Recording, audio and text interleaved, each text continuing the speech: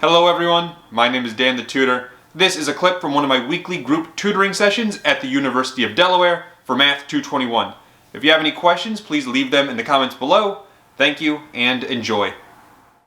But I want to move on to U-Substitution because, well, it's still going to be indefinite integrals, but now it's substantially harder because U-Substitution is harder. Now the first thing I want to talk about is when do we need a U-Substitution? Let's talk about that with our first problem here. Number 1 for U-Substitution. I have the integral of quantity x plus 1 times the quantity 2x squared plus 4x minus 4.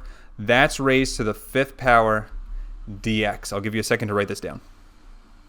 So now, how do I know this is a U-Substitution problem? First of all, U-Substitution comes into play whenever we have product rule, quotient rule, or chain rule in an integral. Why is that? Well, because we don't have product rule, quotient rule, or chain rule with integrals. Instead, all three of those cases get replaced with the U-Substitution. So here's what I'm going to do for the U-Substitution. I know we talked about this last week or 2 weeks ago. I know most of you forgot about it, so I have to repeat myself, which is fine. The first thing I need to do is pick my U. My U is going to be, I'm going to follow the Goldilocks principle, which is a made-up thing I talk about, which pretty much says I choose the U to be the thing in the middle. I don't choose the thing that's too short, which would be x plus 1. I don't choose the thing that's too long, which would be 2x squared plus 4x minus 4, all raised to the 5th power. I'm going to choose the thing that's just right. It's the thing in the middle. This 2x squared plus 4x minus 4. This is the right U for the U-Substitution. And we'll talk about how you can check if you use the right U for the U-Substitution, because a lot of times this feels like a guess. A lot of times this is like a guess and a check, and you can be going down one very wrong road for like 5 minutes, and then you realize, oh, I did this wrong. That's going to come with practice. You're going to get better and better at choosing your U's for the U-Substitution, but for now, I would just recommend trying to use this thing in the middle principle, this Goldilocks principle that I made up. So after you choose your U, the next thing we need to do is, even though this is an integral problem, we need to find the derivative of our U. In other words, we need to find du dx. It's also known as U prime. I do not write U prime though, because I ultimately need to solve for dx, so I can plug it back into my integral at the end there. See that dx at the end of the integral? That's why I need the d to solve for dx. So now let's take this derivative. The derivative of 2x squared plus 4x minus 4. Hopefully, all of you are good at this.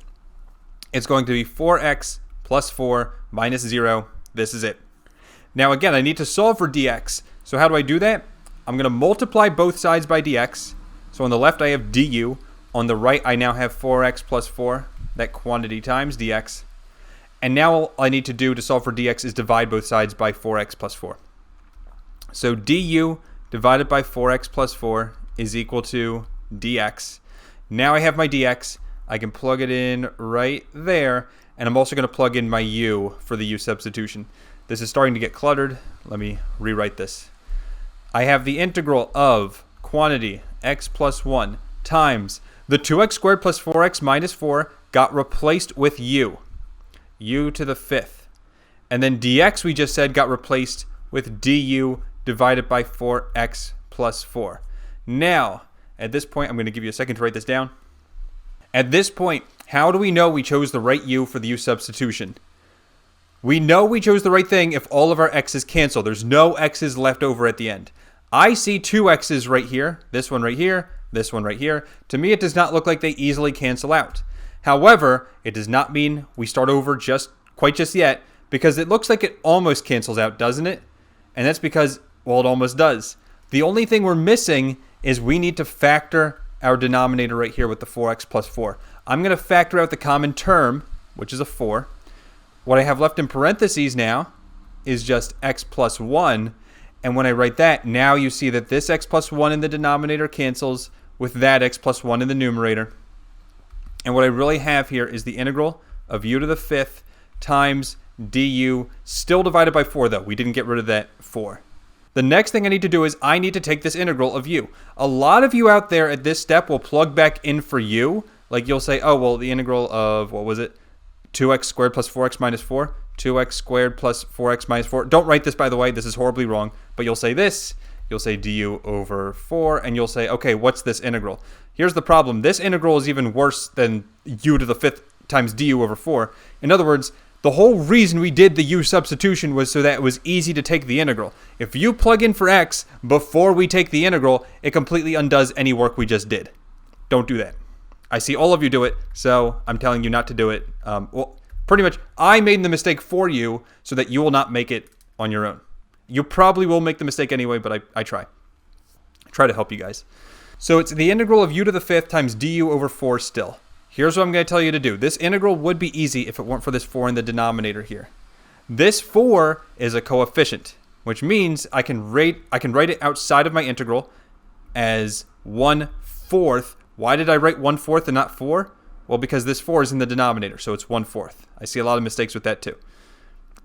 Then the integral of u to the 5th du, and hopefully we all know this integral because it follows a simple power rule. I need to add 1 to the exponent, so still the 1/4 out in front, times u to the 6th power divided by 6, close parenthesis, and then we can't forget plus c. Now we're not done the problem yet. Not just because we can simplify the 4 and the 6. I don't care about that. What we do need to do, though, is plug in for u. This is when we plug in for u. It's the last step. You need to do it. So, I mean, I can write 1/24. It doesn't matter. The 4 times the 6 in the denominator gives me 1/24 times u, we said was 2x squared plus 4x minus 4. So quantity 2x squared plus 4x minus 4. That is raised to the 6th power plus c. This is my final answer. Any questions?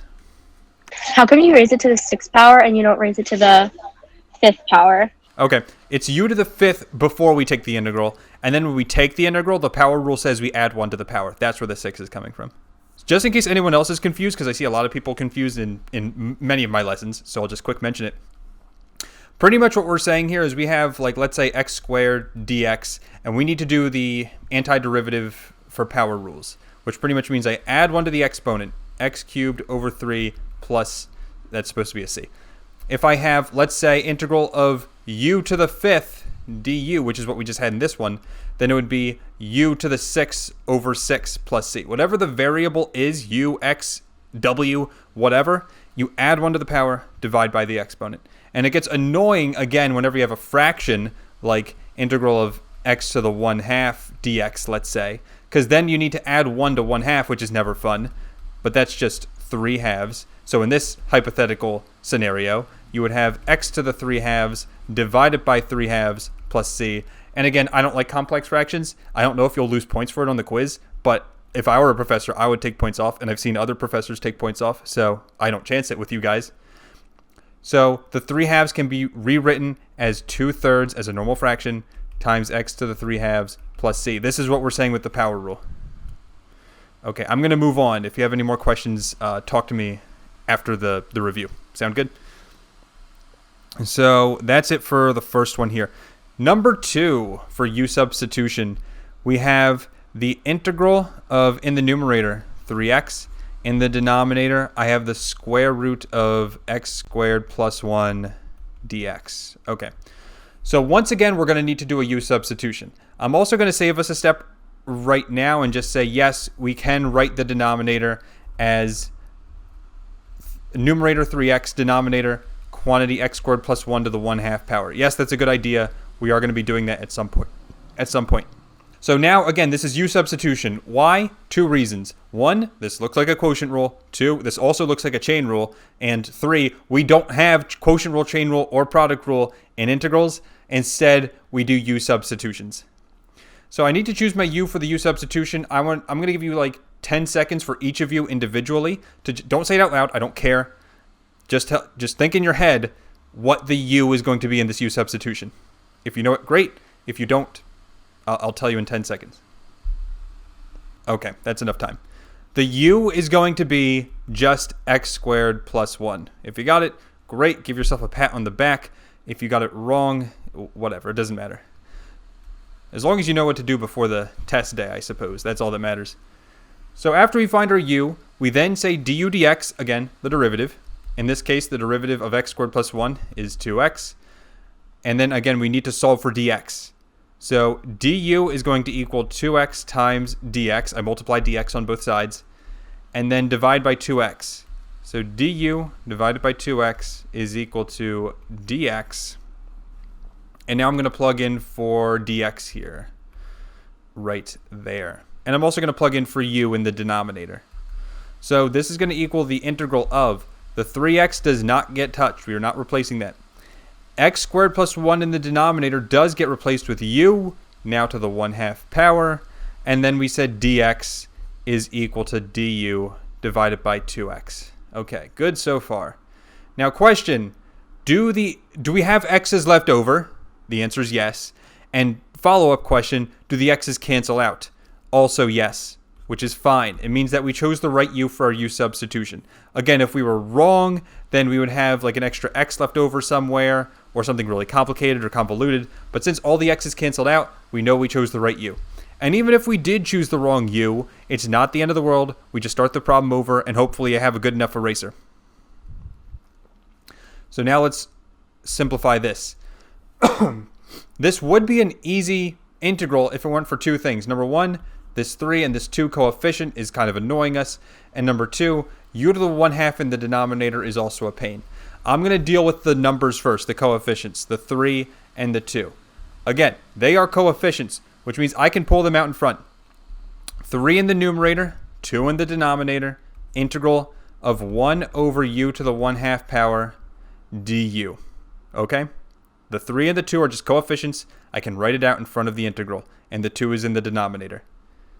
Another thing I just want to mention real quick, some of you like to write this as du divided by u to the 1/2. Like you'll put the du here instead of to the right of it. I hate this personally. I think it's confusing. I will always write it as du to the side like this, not on top. If you don't know what I'm talking about, it's not that big a deal. Just keep going. So the next thing I'm going to say is u to the 1/2 is also annoying because, well, it's in the denominator. I'd like it to be in the numerator, but how do I move exponents or powers from the denominator back to the numerator? And the way I do that is by saying this is equal to 3/2 times the integral of u to the negative 1/2 power. Remember that? We did this for integrals too. I mean derivatives. We did this for derivatives too. So u to the negative 1/2 power times du. Now this follows a not so simple but still possible power rule for antiderivatives. In other words, I'm going to add 1 to the power. Negative 1/2 plus 1 is now positive 1/2. So it's 3/2 times u to the positive 1/2 power divided by 1/2 plus c. You already know what I'm going to do, or at least hopefully you do. This 1/2 in the denominator I'm going to rewrite as 3/2 times 2 over 1. Again, complex fractions can be rewritten by just taking the reciprocal. And then instead of u to the 1/2, I'm going to say, what was my u again? U was x squared plus 1. So now it's x squared plus 1 to the 1/2 power plus c. We see these 2's are going to cancel. I'll get a final answer of 3 quantity x squared plus 1 to the 1/2 power plus c. And if you wanted to, you could also write x squared plus 1 to the 1/2 power as a square root. That would be correct as well. It doesn't matter. Both of these are correct. Any questions? Where did the u go? Like when it went from u to the 1/2 to the x squared plus 1 to the 1/2? Like, yeah. Like right here to right here? Yeah, so that just and like how'd you get the 2 over 1 also? Sure. So the u, first of all, the u was just a simple, like, I plugged back in for u. U was x squared plus 1, right? Yeah. That's what I did, and I have to do that. I can't leave it as u. Okay. Now the 1/2 is a little bit trickier because this is, do you know what a complex fraction is? If you don't know what it is, it's this. It's like a fraction within a fraction. Okay. And the way we get rid of that, because, again, sometimes you'll lose points for notation, depending on your professor. The way you get rid of that is you need to take the reciprocal of this. What's the reciprocal of 1/2? Oh, okay, 2 over 1. Yep, and that's where it came from. Okay, thank you. Yep, no problem. Any other questions? So that's it for U-Substitution. If you have any questions, just let me know. But now we're going to move on to the next topic, which is... Don't forget to like and subscribe. If you want me to start doing free weekly group sessions at your university, please post in the comments below or email me at dan@danthetutor.com. Thanks, everyone. Bye-bye.